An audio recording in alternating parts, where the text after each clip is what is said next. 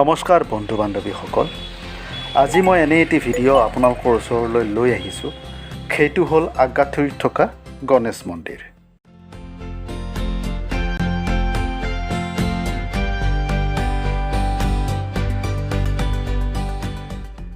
এই গণেশ মন্দিৰটো এটা ডাঙৰ শিলৰ ওপৰত গণেশদেৱৰ মূৰ্তিটো খোদিত কৰা আছে। এই খোদিত মূৰ্তিত পূজা অৰ্চনা কৰা হয়।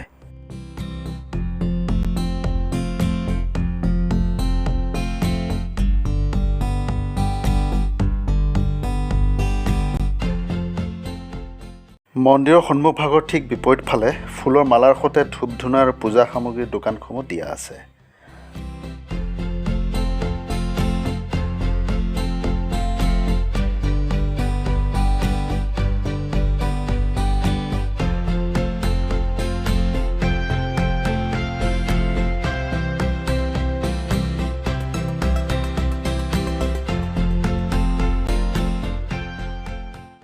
এই মন্দিৰটোৰ নিৰ্মাণৰ সময়টো সঠিকভাৱে কোনেও ক'ব নোৱাৰিলে।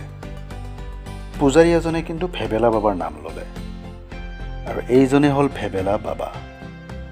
আৰু এই ভেবেলা বাবাজনে পোনপ্ৰথমে ইয়াতে গণেশ পূজা কৰিছিল আৰু কালক্ৰমে মন্দিৰলৈ ৰূপান্তৰিত হ'ল বুলি মন্দিৰৰ পূজাৰীজনে জানিবলৈ দিয়ে। এই মন্দিৰত নিতৌ সহস্ৰ শ্ৰদ্ধালুৰ আগমন হয়। আপোনালোকে মোৰ ভিডিঅ'ত দেখা পাই আছে।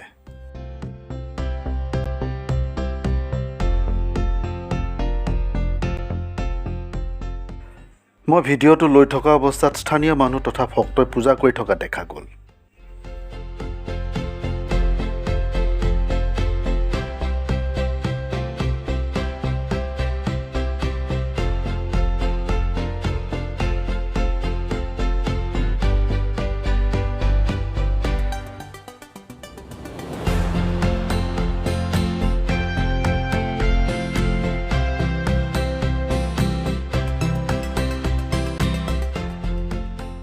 এই মন্দিৰটো ৰাষ্ট্ৰীয় ঘাইপথ্যত হোৱাৰ বাবে ভক্ত আৰু দৰ্শনাৰ্থীৰ ভিৰ প্ৰায় দেখা যায়।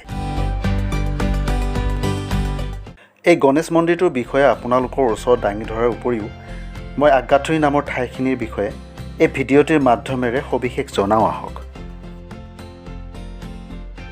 গুৱাহাটী চহৰৰ সমীপৱৰ্তী ব্ৰহ্মপুত্ৰ নদীৰ উত্তৰ পাৰত কামৰূপ জিলাৰ অন্তৰ্গত এখন চহৰ, নাম হ'ল আগ্যাথুৰি। শৰাইঘাট যুদ্ধৰ পূৰ্বে মোগল সেনাক বাধা দিয়াৰ উদ্দেশ্যে এই কৌশলগত স্থানত লাচিত বৰফুকনৰ কিংবদন্তী মোমাই কটা গড়ৰ উত্তৰ পাৰৰ অংশত নিৰ্মাণ কৰা হৈছিল।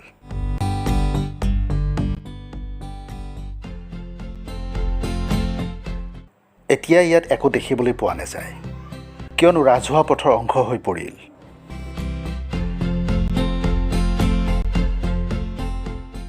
আজিলৈ এৰিলোঁ, আকৌ লগ পাম মোৰ পৰৱৰ্তী খণ্ডত। ধন্যবাদ।